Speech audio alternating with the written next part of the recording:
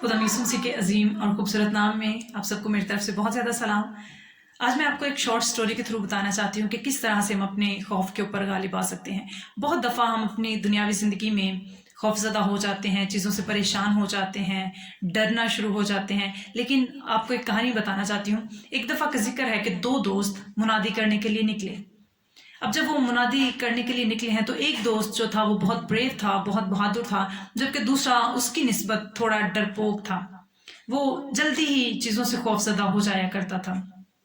होता कुछ यूँ है कि वो जब सफ़र पर निकले हैं तो एक जंगल में से उनका गुजर होता है। अब रात काटने के लिए इर्द गिर्द कोई गांव भी नहीं था, तो एक दोस्त ने कहा कि यहाँ पर जंगल में ही एक गार है, तो हम क्यों ना इसमें रात गुजार लें। अब दूसरा दोस्त अंदर से डर रहा था, तो उसने उसको मना तो नहीं किया, लेकिन वो दोनों उस गार के अंदर चले गए। अब जब वो सोने के लिए लेटते हैं तो इस दोस्त ने, जो डरपोक था, इसने बहुत सारे भूतों की, जिन्न की, चुड़ैलों की कहानियां सुनी हुई थी। अब वो कहानियां इसके जहन में आना शुरू हो गई, तो चूंकि ये पहले से ही डरा हुआ था, तो मैं आपको एक बात बताना चाहती हूँ। जब हम पहले से किसी चीज को लेकर खौफजदा होते हैं, इब्लीस हमें और डराना शुरू कर देता है, वो हमें और खौफजदा करना शुरू कर देता है। अब जब ये दोनों सोने के लिए लेट जाते हैं, तो जब लेटे हुए हैं तो ये जो दोस्त डरपोक था, ऐसा होता है कि इब्लीस बदरूह की शक्ल में इसके सीने पर आकर बैठ जाता है। अब वो सोया हुआ है, नींद के अंदर है, तो वो क्या देखता है कि एक बड़ी सी बदरूह जो है वो उसके सीने पर बैठी हुई है और उसका गला घोंट रही है।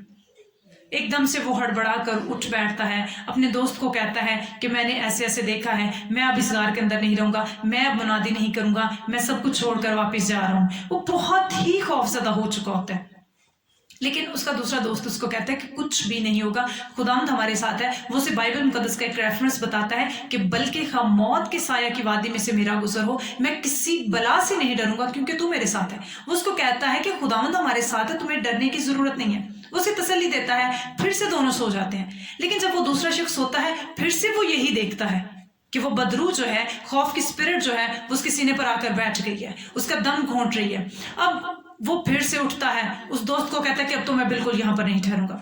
उसके दोस्त को समझ आ जाती है।